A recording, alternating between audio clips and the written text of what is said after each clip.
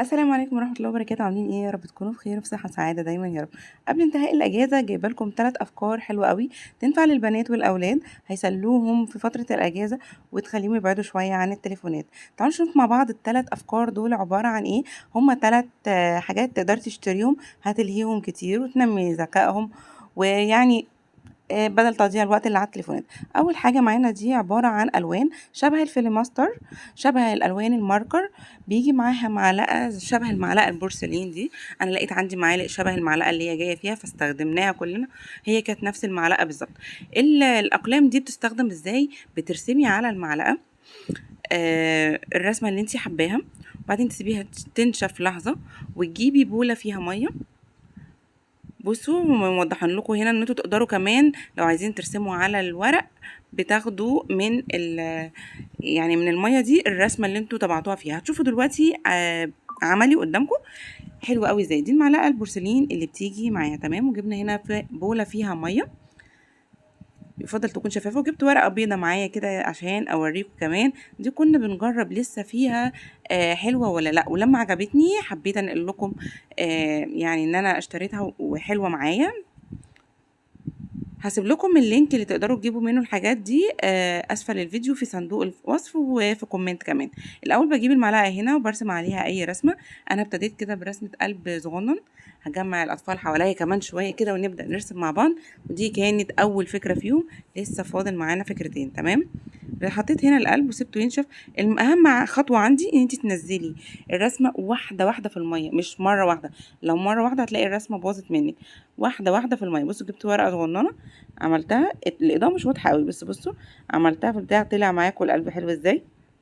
بصوا دلوقتي هتشوفوا الاطفال كلهم هما بيعملوا نفس الفكره. دي ورده مش باينه عشان موف والطبقه اللي تحتها موف، بس هجيبها لكم في الورقه. بصوا جميله قوي ازاي، حاجه حلوه قوي وهتلهي الاطفال جدا جدا جدا. يمكن التصوير ما كانش بالدقه ولا الحلاوه اللي انا كنت عايزه اوصلها لكم ليها. بص، تاني حاجه ده بقى اللي بقول لكم عليه، ان انتوا لو نزلتوا الرسمه مره واحده هتلاقوها بتتلاشى كده والرسمه ما بتطلعش مظبوطه. لكن بصوا لو نزلنا الفيونكه كده مثلا واحده واحده، ولو لقيناها لسه ما طلعتش ابدا انزلها تاني.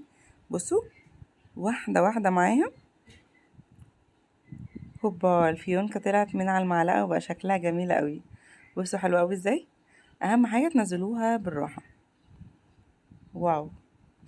تاني حاجه بقى معانا هو الكراسه التلوين دي كراسه فاضيه، يعتبر اكنها فاضيه. تحسوا كده نظام القلم السحري، يعني مرسومة رسمة بس مش باينة. في الورق الأبيض دي مرسومة رسمة بس مش باينة.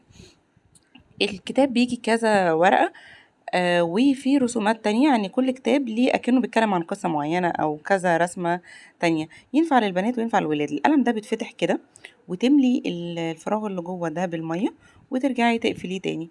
هو مش هتستخدمي غير المية بس. بصوا اختراع حلو قوي وينفع للاطفال من اول شهور، من اول ما ينفع يمسكوا قلم يشخبطوا بيه كده، بس هما يشخبطوا بس هيحسوا ان الرسمه بتطلع معاهم. بصوا ايوه واو بقى المكنه طلعت قماشه كده. يعني بصوا الرسمه اللي تحت اللي هي السحريه بتبدا تبان. لو كل طفل مثلا اتسابق مع التاني كده يا دوبك انه يشخبط الرسمه بعد شويه كمان الرسمه دي بتروح. يعني الكتاب ده ما بيخلصش، ملوش عمر افتراضي تقريبا، تقدر تستخدميه مئات المرات. بعد شويه الالوان دي بترجع تروح تاني وترجع الكراسه بيضه تاني، يرجع الطفل عنده نفس الحماس انه يظهر الرسمه تاني، وهكذا. تالت اختراع معانا هو رول الرسم ده او رول التلوين. برضو الرول ده بيبقى منه كذا رسمة. يعني مثلا الرول ده جاي عبارة عن رسومات الفضاء، مليان رسومات كبير. هو الرول طويل، يعني تحسيه 3 متر او اكتر، طويل جدا مليان رسومات. ممكن تجمعي كل افراد العيله بقى، كل الاطفال، ويبداوا يلونوه.